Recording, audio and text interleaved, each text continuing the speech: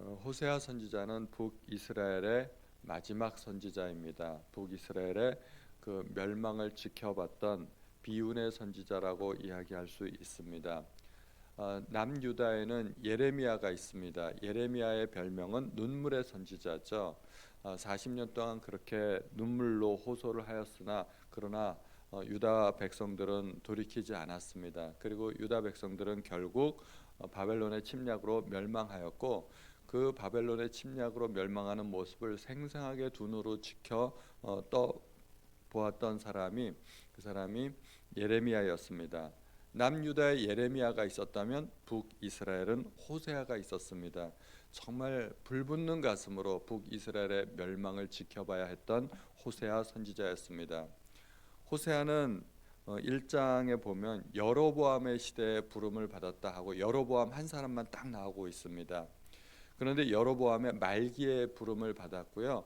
그 여로보암의 이후로 한 32년 정도에 걸쳐서 왕이 6명이 등장을 합니다.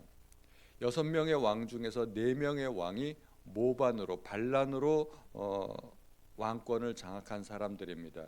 그러니까 나라 꼴이 어떻게 되겠습니까? 30년 동안에 반란이 4번이나 일어나고 왕이 6번이나 바뀌고 마지막 왕은 아수르의 포로로 끌려가게 되는 그런 모습을 또 보게 됩니다. 그러니까 나라가 여로보암 때는 굉장히 나라가 강성했습니다. 경제적으로도 부흥하고 또 국방력도 강하고 그리고 군사력도 강성하고, 여로보암 때는 다윗이나 솔로몬 못지않게 나라가 굉장히 강성했었는데 그 이후로 30년 동안 나라가 서서히 망해가는 것이 아니라 완전히 추락합니다. 그냥 수직으로 떨어지는 것처럼 나라가 급속하게 멸망하게 됩니다. 그 멸망의 모습을 지켜봤던 선지자가 바로 이 호세아 선지자고, 그래서 호세아 선지자는 주로 메시지의 대상이 지도자들, 왕들, 이런 사람들을 대상으로 하게 됩니다. 오늘 본문에서는 그러한 이스라엘의 모습을 한 5가지 정도로 비유하고 있습니다. 첫 번째는 중병을 앓고 있는 환자의 모습입니다. 이스라엘 백성이 환자라면 하나님은 당연히 그 환자를 고쳐주려는 의사로 나타나게 됩니다. 그래서 1절에 보면 내가 이스라엘을 치료하려 할 때 에브라임의 죄와 사마리아의 악이 드러나도다. 의사가 진료하기 위해서 여러 가지로 검사하지 않습니까? 엑스레이도 찍어보고 피검사도 해보고 그리고 자세히 살펴보기도 하고, 하나님은 다 아시는 겁니다. 환자의 상태를 환자 자신은 사실은 잘 모릅니다. 의사가 더 잘 알죠. 내 몸은 내가 잘한다 그러지만 사실은 그렇지 않습니다. 환자들은 환자 자신의 상태를 잘 모릅니다. 의사가 더 잘 아는 것이죠. 하나님은 이스라엘의 상태가 어떤지를 정확하게 아셨습니다. 그들의 죄와 그들의 질병이 얼마나 심각한 상태인지를 아셨고, 이대로 놔두다간 이 환자는 죽는다 하는 것을 아셨던 것입니다. 내가 고쳐주겠다, 내가 치료하겠다, 나에게로 돌아와라, 이렇게 이야기하는데 이스라엘은 뭐라고 이야기하냐면 지금까지 잘 살아왔는데 내가 뭐 별일 있겠어, 뭐 이런 식으로 하나님의 치료를 거부하는 것입니다. 하나님께서 치료하시겠다고 도와주시겠다고 이야기하는데 마음에 생각하지도 아니합니다. 2절에 보니까 내가 모든 악을 기억하였음을 그들이 마음에 생각하지 아니하거니와, 전혀 상관하지 않는 것이죠. 나는 건강해, 지금까지 잘 살았어, 앞으로 내가 100년은 더 살 거야, 이런 환자의 모습처럼 이스라엘의 모습이 그렇다는 것입니다. 그들은 달궈진 화덕과 같다고 또 이야기합니다. 빵을 구울 때 뜨거운 오븐 속에 넣지 않습니까? 이스라엘은 화덕을 만들어서 그 불구덩이 속에다가 반죽을 집어넣으면 그 불이 반죽을 데워가지고 구워서 빵을 만듭니다. 이렇게 뜨겁게 달궈진 화덕과 같다는 것입니다. 그들은 죄에 대한 열정으로 마음이 불붙은 상태입니다. 뜨거워져 있습니다. 그들의 마음속은 탐욕과 야욕으로 가득 차 있습니다. 30년 동안에 반란이 4번 일어났다고 그러면 말 다 한 것 아닙니까? 왕의 측근들, 지도자의 측근들 서로 모여가지고 담합하고 누가 왕이 됐는데 이번에는 네가 왕이 되라 하면서 서로 부추기고 그러면서 그들의 마음속이 달궈진 화덕처럼 뜨겁게 죄악에 대한 열정으로 달궈져 가지고 계속해서 모반과 반란이 일어났던 것입니다. 그래서 3절이 보면 그들이 그 악으로 왕을, 그 거짓말로 지도자들을 기쁘게 하도다. 자기들끼리 모여서 모반하니까 자기네들끼리는 서로 이제 그 흥이 나는 것이죠. 그래서 4절에 그들은 다 간음하는 자라 과자 만드는 자에 의해 달궈진 화덕 같도다 이야기합니다. 이 늘 불이 붙어 있는데 반죽을 불에 굽기 전에 숙성하는 기간을 가지지 않습니까? 그 반죽을 잘 만들어 가지고 불에 굽기 전에 숙성을 하는데 그 숙성하는 그 기간 동안만 화덕을 지피지 않는다는 것입니다. 그래서 그 4절 후반절에 보면 그가 반죽을 뭉침으로 발효되기까지만 불 일으키기를 그칠 뿐이니라. 잠시 동안 기다리는 거죠. 이제 반죽이 발효가 다 되면 구우려고 준비하고 있는 건데 이 발효가 끝나면 그 즉시로 바로 반죽을 구워버리겠다는 것이죠. 그래서 그들은 끊임없이 준비하고 구워버리고 또 준비하고 구워버리고 이렇게 끊임없이 뜨거운 화덕과 같이 반죽을 구워댔다는 것입니다. 그래서 7절에 보면 그들이 다 화덕같이 뜨거워져서 그 재판장들을 삼키며 그들의 왕들을 다 엎드러지게 한다. 정의가 소용이 없는 것이죠. 재판장이 그 뜨거운 반죽에 의해서 다 구워져 살라져 버리니까 뭐 재판장이 재판을 할 수도 없습니다. 반란이 일어나면 그 반란을 어떻게 법으로 치리하겠습니까? 반란은 법으로 다스릴 수가 없습니다. 힘이 법보다 더 강한 것입니다. 그래서 결국은 그렇게 나라가 서서히도 아니고 급속하게 망하게 되는 것입니다. 그들의 사상, 그들의 철학, 그들의 문화, 그리고 그들의 종교 이런 것들은 이방인들의 것과 완전히 뒤섞여 가지고 이들이 거룩한 하나님의 나라인지 아니면 멸망할 이방 백성들인지 이 구분이 안 되는 것입니다. 그래서 세 번째로 등장하는 이미지가 뒤집지 않은 전병이라고 합니다. 그들의 사상 가운데 이방인의 사상, 그들의 종교 가운데 이방인의 종교가 완전히 짬뽕이 되어 있는 겁니다. 구분된 모습이 없습니다. 하나님의 백성으로서의 그 구별된 삶의 모습이 전혀 없는 것입니다. 짬뽕이 되어 있는 겁니다. 뒤집지 않은 전병은 보면 밑에는 타고 위에는 설리고 전병 하나에 어디는 타고 어디는 설리고 한 전병인데 이렇게 섞여 있다는 것입니다. 이스라엘 민족이 그와 같다는 것입니다. 그 전병을 먹을 수 있나요? 못 먹을 것입니다. 한쪽은 타서 못 먹고 한쪽은 설리고서 못 먹고 이것은 또한 미래의 모습을 보여주기도 합니다. 그들이 아수르의 침략을 받아 결국은 포로로 끌려가서 여러 나라에 흩어질 것입니다. 그리고 사마리아에는 이방인들이 와서 살게 될 것입니다.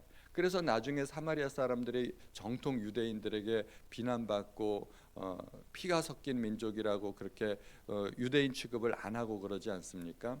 나중에는 피가 섞여 가지고 혼합된 민족으로 그렇게 살게 됩니다. 그러한 모습을 하나님은 뒤집지 않은 전병이라고 합니다. 그들이 사는 길은 유일하게 하나님 앞에 돌아가는 것입니다. 그런데 그들은 마음이 교만해서 절대로 하나님 앞에 돌아가려고 하지 않습니다.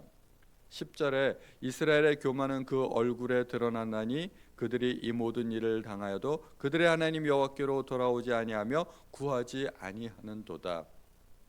환자는 살려면 의사에게로 가고 하나님의 백성은 살기 위해서는 하나님께로 돌아가야 된다는 것입니다. 그런데 이스라엘 백성은 어리석었습니다. 하나님께로 가는 것이 아니라 엉뚱한 데로 갔다는 것입니다. 옛날에 우리 부모님 시대에 보면 어디 아프면 늘 주는 약이 있어요. 마이신 먹어라.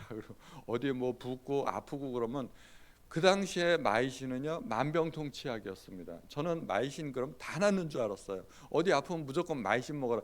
마이신도 사실 종류가 엄청나게 많은데 이게 항생제를 의미한다는 것을 제가 나중에 알았습니다. 이 마이신이라는 것이 그냥 그 당시에는 만병통치약처럼 그렇게 사용되었던 것입니다. 적당한 진료를 받아야 되는데 마이신 먹고 그냥 그게 다 낫는 게 아니지 않습니까? 우리 코로나 때도 바이러스에 감염되면 일단 열이 나고 아프고, 그런데 그걸 가지고 진통제, 해열제만 가지고 버틴다 그러면 그것은 굉장히 어리석은 것 아니겠습니까? 필요한 진료를 받아야지 진통제, 해열제만 가지고 버티면 그거는 제대로 된 치료라고 할 수가 없는 겁니다. 그런데 이스라엘이 그랬다는 것입니다. 얼마나 어리석은지 그들을 어리석은 비둘기라고 또 표현합니다. 11절에 에브라임은 어리석은 비둘기같이 지혜가 없어서 애굽을 향하여 부르짖으며 아수르로 가는도다. 왜 그들과 함께 계신 하나님께로 안 가고 왜 애굽으로 가고 왜 아수르로 가느냐 하는 것이죠. 아무 도움도 안 되는데, 오히려 그들에게 나중에 조롱만 당할 것인데, 도움이 안 되는 엉뚱한 그런 방법을 찾아 헤매는 이스라엘을 이끌어서 하나님은 어리석은 비둘기라고 이야기합니다. 그들이 하나님께로 돌아가는 척 했으나 그러나 결국 그들은 돌아가지 않았습니다. 그래서 16절에 보면 그들은 돌아오나 높으신 자에게로 돌아오지 아니하니 속이는 활과 같으며 그들의 지도자들은 그 혀의 거친 말로 말미암아 칼에 엎드러지리니 이것이 애굽 땅에서 조롱거리가 되리라. 마지막으로 이스라엘을 비유한 것이 속이는 활입니다. 활을 관역을 향해서 쏘았으면, 정조준을 해서 쏘았으면 관역의 한가운데 가서 딱 맞춰야 되지 않습니까? 그런데 총이든지 국궁은 그렇지 않지만 양궁은 이 조준점이 다 있습니다. 총과 같이. 그래서 조준점을 잘 보고 정확하게 딱 쏘면은 가운데 가서 딱 맞게 돼 있습니다. 근데 조준점이 잘못돼 있으면 아무리 조준을 해도 이게 빗나가게 돼 있습니다. 총도 조준점을 잘못 맞춰 놓으면 아무리 정확하게 쏘아도 총알은 빗나가게 되어 있습니다. 화살도 마찬가지죠. 고장난 활입니다. 성경에서는 속이는 활이라고 하는 거죠.